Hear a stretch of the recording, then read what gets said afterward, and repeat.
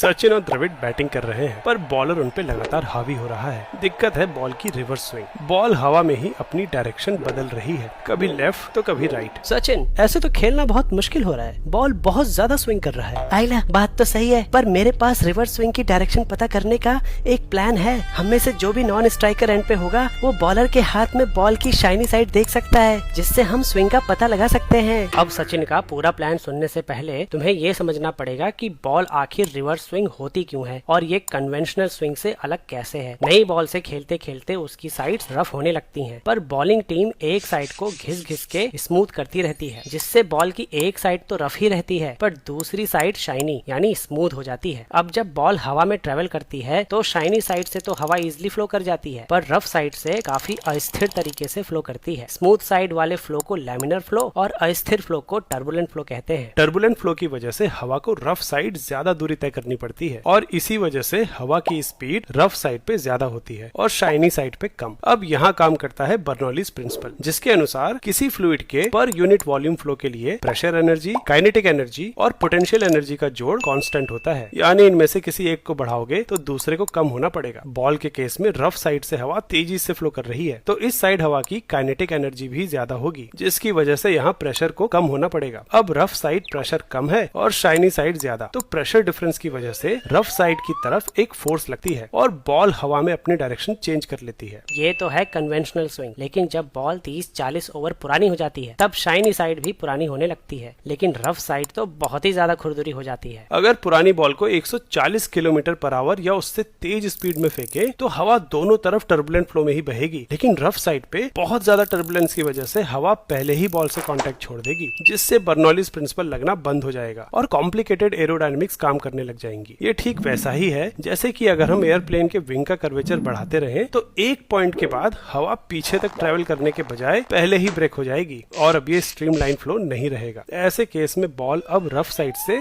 Shiny side की तरफ swing होने लगेगी। सचिन को भी पता है कि बॉल इतनी पुरानी हो चुकी है कि फास्ट बॉलर अब उसे रिवर्स स्विंग करा सकता है। अगर बॉलर के हाथ में बॉल की शाइनी साइड लेफ्ट में है तो नॉन स्ट्राइकर लेफ्ट हैंड में बैट पकड़ेगा और राइट साइड में है तो राइट हैंड में, जिससे बैट्समैन को पता चल जाएगा कि बॉल किस तरफ स्विंग होने वाली है। फिर क्या था, नॉन स्ट्राइकर बॉल देख के सिग्नल देता रहा और स्ट्राइकर बॉल को आराम से खेलता रहा और अपोजिशन टीम के पसीने छूटते रहे। लेट 1970s में पाकिस्तानी फास्ट बॉलर्स ने रिवर्स स्विंग को पहली बार डिस्कवर किया था और उन्होंने इसको एक ट्रेड सीक्रेट की तरह दुनिया से छुपा के रखा। 1992 के वर्ल्ड कप में पाकिस्तानी फास्ट बॉलर्स ने रिवर्स स्विंग का बखूबी इस्तेमाल किया और इसी रिवर्स स्विंग ने उनकी वर्ल्ड कप विन में अहम भूमिका अदा करी। अगर जेईई या नीट की तैयारी कर रहे हो तो फिजिक्स वाला के बैचेस चेकआउट करो, लिंक चैनल पेज पे है।